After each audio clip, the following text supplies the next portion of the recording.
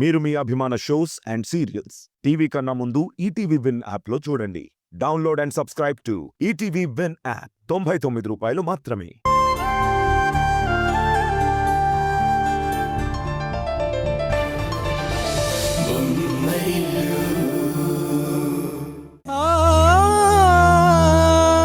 ఇంతకీ ఉషా ఏది? నాకు మెలకువ వచ్చినప్పుడు కనిపించింది. మళ్ళీ ఒక్కసారి కూడా నా ముందుకు రాలేదు. ఎక్కడుంది తను? తనిక్కడ లేదు హారిక. ఇంటికి వెళ్ళింది. వచ్చేస్తుందిలే, నువ్వు రెస్ట్ తీసుకో. అదేంటి, ఇంటికి వెళ్ళడం ఏంటి? నేనిక్కడ ఇలా ఉంటే తన ఇంటికెలా వెళ్తుంది? అలా జరగదు. నువ్వేదో దాస్తున్నట్టున్నావు తరుణ్. అసలేం జరిగింది? నాకు ఉషాని చూడాలని ఉంది. వెంటనే ఫోన్ చేసి పిలిపించు. ఉషాకి జరిగిన అవమానానికి తనింకా ఇక్కడ ఎలా ఉంటుంది హారిక? అమ్మ అన్న మాటలకి ఏడుస్తూ వెళ్ళిపోయింది. ఏంటి తరుణ్, ఏమీ మాట్లాడవు? ఉషాని రమ్మని చెప్తావా? అసలు తను నన్ను వదిలి ఎలా వెళ్ళిపోయింది? నాకసలు నమ్మబుద్ధి కావట్లేదు తరుణ్. సరే చెప్తానులే, నువ్వు కాస్త రెస్ట్ తీసుకో. రేపు మార్నింగ్ నేను డిశ్చార్జ్ చేసేస్తామన్నారు. ఫార్మాలిటీస్ పూర్తి చేసుకుని మనం ఇంటికి వెళ్ళిపోవచ్చు. అప్పుడు ఉషాని చూద్దు కానీ ప్రస్తుతానికి కాసేపు ఏమీ ఆలోచించకుండా రెస్ట్ తీసుకో, సరేనా? నాకిలా ఉంటే నన్ను వదిలి ఉషా ఉండదు. ఖచ్చితంగా ఏదో జరిగే ఉంటుంది. తరుణ్ని అడిగితే ఏమీ చెప్పకుండా మాట దాటేస్తున్నాడు.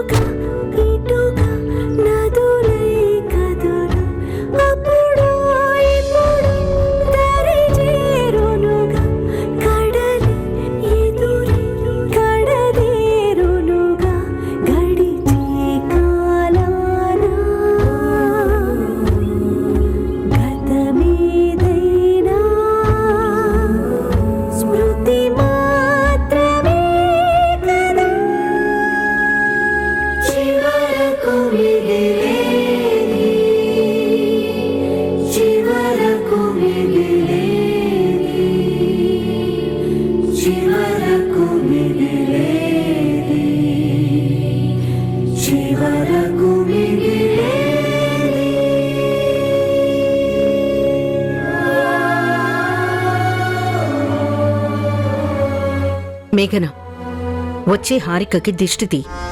ఏంటి, నేను దిష్టి తీయాలా? అత్తయ్య నా స్టేటస్ మర్చిపోయిందా? లేక నా బ్యాక్గ్రౌండ్ గుర్తుకులేదా? ఏం ఆలోచిస్తున్నావు మేఘన? వచ్చి దిష్టి తీ. అలాగే అత్తయ్య.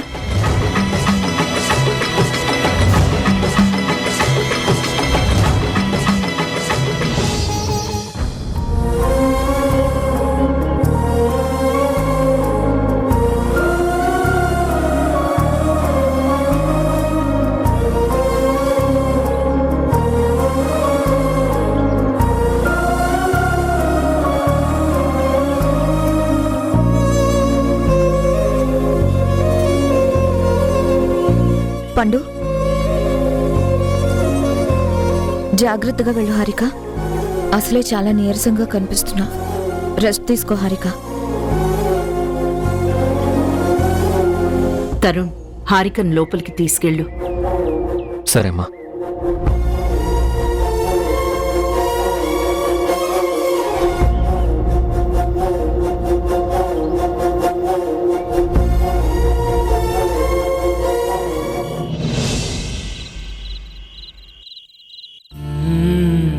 హారిక ఇలాంటి పరిస్థితుల్లో ఉండడానికి కారణమయ్యావు. నువ్వు జాగ్రత్తగా ఉంటే ఇంత దారుణం జరుగుండేదా? అంతా ఉష నిర్లక్ష్యం వల్లే కదా జరిగింది. పుట్టబోయే బిడ్డని కోల్పోయామనే బాధ ఒక పక్క మింగుడు పడట్లేదు. అలాంటిది ఆ బిడ్డని కోల్పోయింది నా వల్లే అన్న నిందని తట్టుకోలేకపోతున్నాను.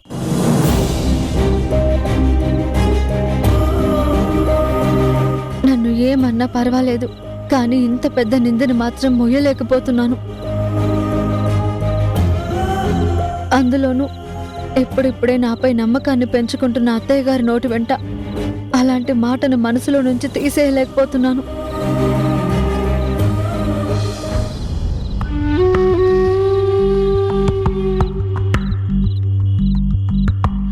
కన్నీరు కారే నీ ఆశలారే, కన్నీరు కారే నీ ఆశలారే, చిరునవ్వులు చిన్నబోయలే, ఆకాశం కూలే ఈ నేల చీలే, జగమంతా శూన్యమాయలే. రా అక్క, కూర్చో.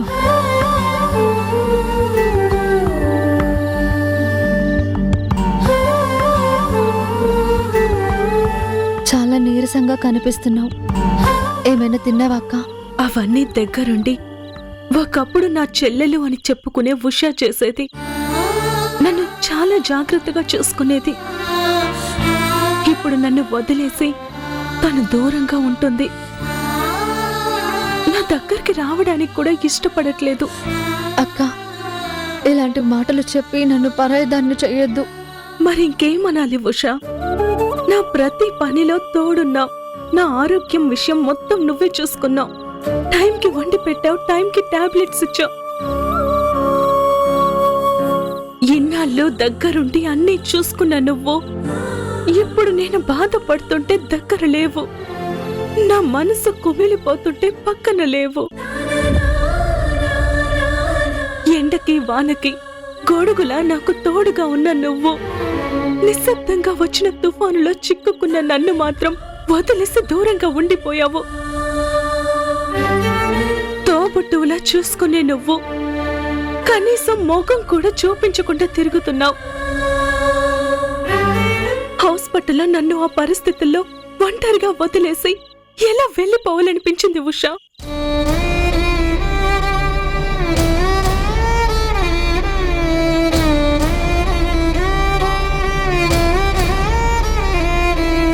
నాకంతా తెలిసింది ఉషా. పళ్ళున్న చెట్టుకే రాళ్ల దెబ్బలు అన్నట్టు అందరి మంచి కోరి నీపై ఇలాంటి నిందలు రావడం దురదృష్టకరం. అత్త ఏదో కోపంలో మాట్లాడిన మాటలే కాని నీపై తప్పును తోసి నిన్ను బాధ పెట్టాలని మాత్రం అనుకోరు. ఏదో వారసుని కోల్పోయిన బాధలో అలా అనుంటారు, అంతే. అత్తయ్య గారికి నన్ను ఏమైనా అనే హక్కుందక్క. కానీ పసిబిడ్డ ప్రాణాల్ని నేనే తీశాను అని మాట్లాడటం తట్టుకోలేకపోతున్నాను. జరిగిన దానికి ఎవరేం చేయగలం? ఆ విధి అలా రాస్తుంటే ఎవరు మాత్రం తప్పించుకోగలం? ఎవరిని నిందించగలం?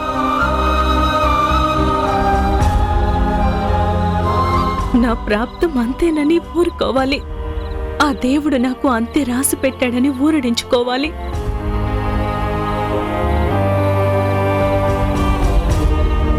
బాధపడకక్క. పరిస్థితులు అనుకూలించినప్పుడు బాధపడే ప్రయోజనం లేదని నాకిప్పుడే అర్థమైంది. జీవితం అంటే సుఖ దుఃఖాల కలయికేనని నాకు అర్థమైంది. జరిగింది తలుచుకుని బాధపడటం కంటే దాని నుంచి నేర్చుకుని ముందుకు సాగిపోవాలి. అయినా ఇప్పుడేమైందని తిరిగి మళ్ళీ పండంటి పాపనో బాబునో కనగలిగే కాలం ముందు ముందు చాలా ఉంది. శిశిరంలో రాలిన ఆకులని తలుచుకుని బాధపడుతూ కూర్చుంటే కన్నీటి కళ్ళకి వసంతంలో పూచే కొత్త చిగురు మన కంటికి కనిపించదు. ఆశతో వేచి చూడడమే జీవితం. మంచి రోజులు ముందు ముందు మనకి చాలా ఉన్నాయక్క. నీకలా జరగగానే బావగారు ఎంత కుమిలిపోయారో నీకు తెలియదు. బయటికి చెప్పుకోలేరు, లోపల దాచుకొని ఊరుకోలేరు. నిన్నిలా చూస్తూ బావగారు ఇంకెంత బాధపడతారో ఊహించవా? ఆ దేవుడు కొన్నిసార్లు మనల్ని పరీక్షించాలని చూస్తాడు. మనం ఎంత తట్టుకొని నిలబడగలమో అని బాధలనిస్తాడు. మనం ధైర్యంగా దాటగలమో లేదో అని చూస్తూ ఉంటాడు. అలా ఉన్న వాళ్ళని ఏదో ఒక రోజు దయతో కరుణిస్తాడు. మేమంతా నీకు తోడుగా ఉన్నాం. నువ్వు ధైర్యంగా ఉండు. నువ్వు ఆనందంగా ఉంటే బావగారు ఆనందంగా ఉంటారు. మీరిద్దరూ ఆనందంగా ఉంటే ఈ ఇల్లు మొత్తం ఆనందంగా ఉంటుంది.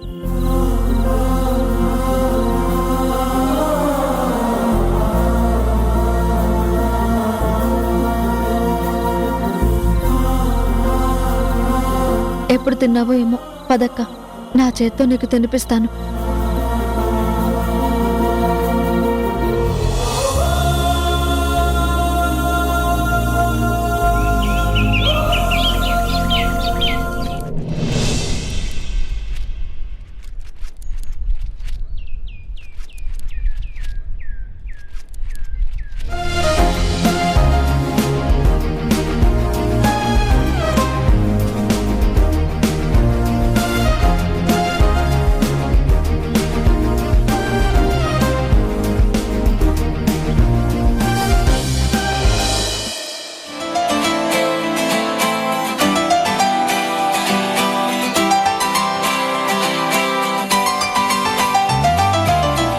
జరిగిందంతా మర్చిపోయి నువ్వు మళ్ళీ మామూలు మనిషిగా మారిపోవడం చూస్తుంటే చాలా సంతోషంగా ఉందక్క. దెబ్బ శరీరానికి తగిలితే కొన్ని రోజులు రెస్ట్ తీసుకుంటే సరిపోతుంది. కానీ మనసుకు దెబ్బ తగిలితే ఖాళీగా మాత్రం కూర్చోకూడదు, కూర్చోలేం కూడా. మనసుకి మెదడుకి పని చెప్పాలి, ఏదో ఒక పనిలో ఇన్వాల్వ్ చేయాలి. అప్పుడే త్వరగా కోలుకోగలం. నువ్వు చెప్పింది నిజమక్క. రాత్రికి వాడిపోతాయని ఉదయం పువ్వులు పూయకుండా ఉండవు. రాత్రంతా నిద్రించిన మనం ఉదయం లేవక తప్పదు. జీవితం రోజుకొక తీరుగా మారుతున్నా ఆ మార్పుని అంగీకరించాల్సిందే, ఒప్పుకొని ముందుకు సాగాల్సిందే.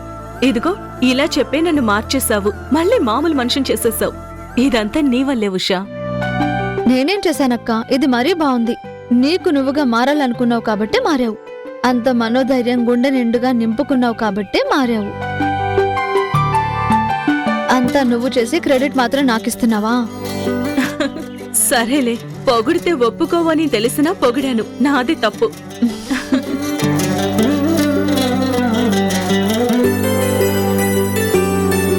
ఆ ఉషా, ఇకపై ఖాళీగా ఉండాలనుకోవట్లేదు. ఏదైనా జాబ్ చేసుకుంటాను అని తరుణ్తో కూడా చెప్పాను. సర్లే చూద్దామన్నాడు. చేతి నిండా పనుండాలంటే జాబ్కే వెళ్ళక్కర్లేదక్క. ఇంట్లోనే ఉండి ఏదైనా చేయొచ్చు. ఏంటి ఉషా నువ్వు చెప్పేది? అవునక్క, నువ్వు జాబ్ చేస్తానంటే అత్తయ్య గారు ఒప్పుకుంటారనుకుంటున్నావా? ఇంత పెద్ద ఇంటికి కోడలివి, నీకు జాబ్ చేయాల్సిన కర్మేంటని ఆపేస్తారు.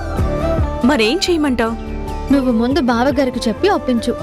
తర్వాత మంచి టైం చూసుకుని అత్తయ్య గారితో మాట్లాడడం మంచిది.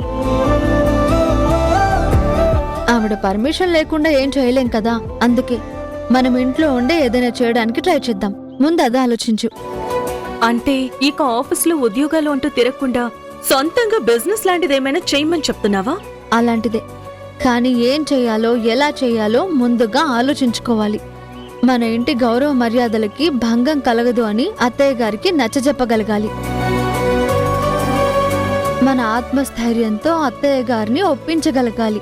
అదెలాగో ఆలోచించు అంటున్నాను. అయితే ముందు మనం అత్తయ్య గారిని ఒప్పించాలంటే కన్విన్స్ చేయగలిగేలా ఏదైనా పెద్ద ఆలోచన చెయ్యాలన్నమాట. ఓకే, మంచి టైం చూసుకొని అత్తయ్య గారిని ఒప్పిస్తా. నువ్వు సూపర్ అక్క. ఇదే కాన్ఫిడెన్స్ తో ముందుకు సాగిపో. ఇక నీకు తిరుగుండదు. All the best. Thank you Usha.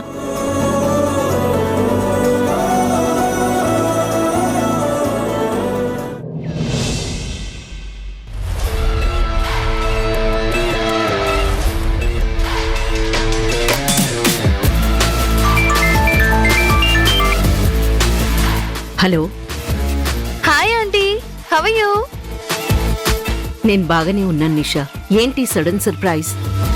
సర్ప్రైజులు ఇవ్వడం అంటే నాకు చాలా ఇష్టం ఆంటీ. అందుకే ఈ రోజు కూడా ఒక సర్ప్రైజ్ తో మీకు కాల్ చేశాను. ఏంటది? ఆంటీ, నాకు మీ నుంచి ఒక సహాయం కావాలి. సహాయమా? నేను నీకు చేయగలిగిందా? అవునా ఆంటీ, అది మీరు మాత్రమే చెయ్యగలరు. ఏంటది?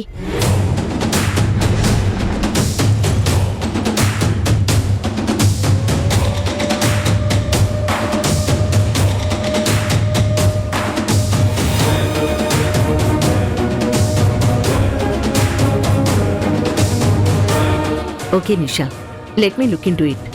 Thank you so much. It's all right నిషా.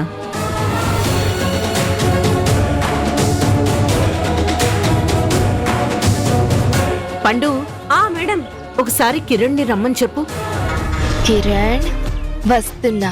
మీ అమ్మ దగ్గర పర్మిషన్ తీసుకున్నా. ఇంకా నీకుంటుంది చూడు. పిలిచావుంటమ్మా? కిరణ్, ఒక మనిషి తెలుసో తెలియకో చుట్టూ ఉన్న పరిస్థితుల ప్రభావం వల్ల ఒక తప్పు చేస్తే ఆ తప్పు వల్ల జీవితాంతం ఆ మనిషిని శిక్షించడం కరెక్ట్ అంటావా? లేకపోతే ఆ తప్పు ఆ మనిషి తెలుసుకున్నప్పుడు క్షమించడం కరెక్ట్ అంటావా? అది ఆ తప్పు చేసిన మనిషి మీద, ఆ తప్పు వల్ల జరిగిన నష్టం మీద ఆధారపడి ఉంటుంది. తప్పు వల్ల జరిగిన నష్టం మళ్ళీ పూడ్చలేకపోవచ్చు, కానీ ఆ మనిషిని క్షమించడంలో తప్పు లేదు కదా. మిగిలిన ప్రాణులకి మనిషికి ఉన్న తేడా క్షమాపణే కదమ్మా. నిజంగా ఒక మనిషి తన తప్పు తెలుసుకోగలిగితే క్షమించడంలో తప్పు లేదు. అలా అయితే తప్పు చేశాను అని రియలైజ్ అయి మన సాయం కోరిన మనిషిని క్షమించే సాయం చేయడంలో తప్పు లేదు కదా. సహాయం చేయగలిగే పరిస్థితిలో మనం ఉన్నప్పుడు సహాయం చేయడంలో ఖచ్చితంగా తప్పు లేదు. అలా అయితే నువ్వు నిషాకి ఒక సహాయం చేయాలి.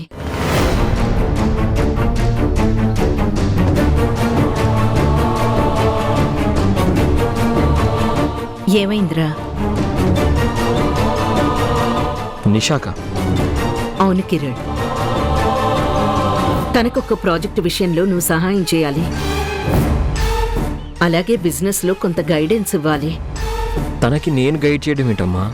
తను అడిగిన సహాయం ఇదే. కోర్స్ తన వల్ల తప్పు జరిగిందా ఒప్పు జరిగిందా నీకు నష్టం జరిగిందా అన్నది వదిలేసి తనలో చాలా మార్పు వచ్చింది, మెచ్యూరిటీ పెరిగింది. అండ్ మోరోవర్ నోరు తెరిచి మనల్ని సాయం అడిగింది. కాదు అనడానికి నాకు కారణం దొరకలేదు. నువ్వంతగా ఆలోచించాల్సిన అవసరం లేదు కిరణ్, ఎందుకంటే నేను అన్నీ ఆలోచించాకే నిన్ను అడుగుతున్నాను. నువ్వు కాదనువనే నమ్మకంతోనే నిన్ను నిషాకి హెల్ప్ చేయమని అంటున్నాను. నేను ఇలాంటి ఆలోచనకి రావడానికి మరొక ముఖ్యమైన కారణం ఉంది. స్వర్ణ నేను చాలా మంచి ఫ్రెండ్స్, అందుకే ఫ్రెండ్షిప్ ని బంధంగా మార్చుకోవాలనుకున్నాం. కానీ కొన్ని పరిస్థితుల వల్ల మా ఫ్రెండ్షిప్ శాశ్వతం కాలేదు. దాంతో మా ఇద్దరి మధ్య డిస్టర్బెన్స్ మొదలైంది. ఇచ్చిన మాట నేను తప్పాననే ఒక అపోహలో తను బతుకుతోంది. ఆ అపోహని నేను తొలగించగలనో లేదో నాకు తెలియదు. కనీసం ఈ విధంగా సాయం చేస్తే మా మధ్య ఏర్పడిన డిస్టర్బెన్స్ ఎంతో కొంత తగ్గుతుందని నా నమ్మకం. ఏమంటావ్? సహాయమే కదమ్మా, ఎంతో మందికి సహాయం చేశాం. ఈ అమ్మాయికి మాత్రం చేయడంలో తప్పేముంది? కానీ ఒక్క విషయం, నువ్వు చెప్పావని ఈ పనికి ఒప్పుకుంటున్నాను. లేకపోతే నిషాకి సాయం చేయాల్సిన అవసరం కానీ తనని మళ్ళీ నా జీవితంలోకి ఆహ్వానించాల్సిన అవసరం కానీ నాకు లేదు. కానీ నా గతాన్ని తవ్వుతూ నన్ను డిస్టర్బ్ చేయొద్దని మాత్రం తనకు చెప్పమ్మా. అది మళ్ళీ ప్రత్యేకంగా చెప్పాలా? నిషా ఇంతకు ముందులా లేదు, తనలో చాలా మార్పు వచ్చింది. ఎనీహౌ నువ్వు చెప్పిన మాట నిషాకి చెప్తానులే. సరేమ్మా. నాకు నా మాటకి నువ్వెంత విలువిస్తావో మరోసారి నాకు బాగా అర్థమైంది కిరణ్.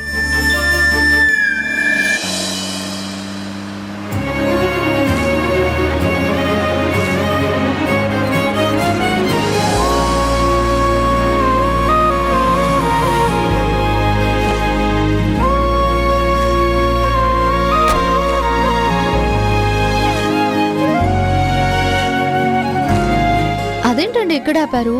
ఎయిర్పోర్ట్ కి వెళ్ళాలన్నారు. ఎవరో ఫ్రెండ్ కి సెండ్ ఆఫ్ ఇవ్వడానికి వెళ్దామని చెప్పారు. నిన్ను బయటికి తీసుకురావడానికి అమ్మకాల అబద్ధం చెప్పానులే. గొప్ప పని చేశారులే. ఇన్నాళ్ళు పాటలే పాడతారనుకున్నాను. ఇలాంటి కళలు కూడా ఉన్నాయని ఇప్పుడే తెలిసింది. ఏం చేయమంటావు మరి? నా భార్యతో సరదాగా షికార్లు తిరగడానికి కూడా కుదరట్లేదు. అందుకే ఈ కళలు వేషాలు. అది సరే, ఇక్కడెందుకు ఆపారు? ఇక్కడ బాదం మిల్క్ చాలా బాగుంటుంది, ఒకసారి టేస్ట్ చేద్దామని తీసుకొచ్చాను. ఒక నిమిషం.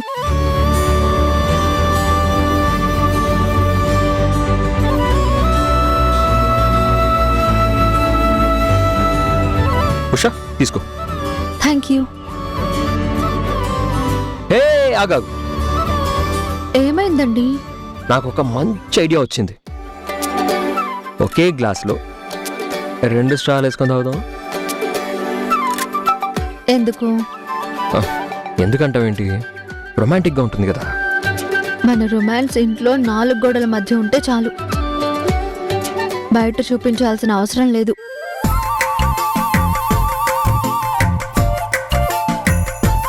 ఏంటి అలిగారా? మీ కోరిక ఇంటికి వెళ్ళాక తీరుస్తానులేండి. నిజంగానా? అయితే ఓకే, తాగు.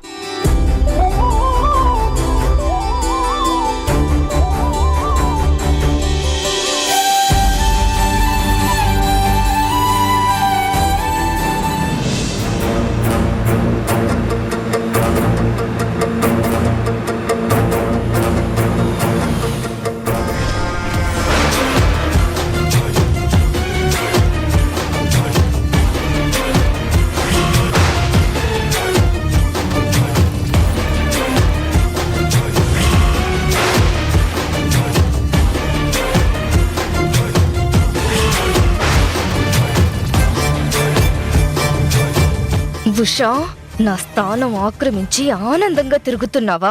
చెట్టో పట్టాలేసుకుని ఎంజాయ్ చేస్తున్నావా? నిన్నిలా చూస్తుంటే నాకు ఒళ్ళు మండిపోతుంది. నిన్ను చంపేయాలన్నంతగా గుండె రగిలిపోతోంది.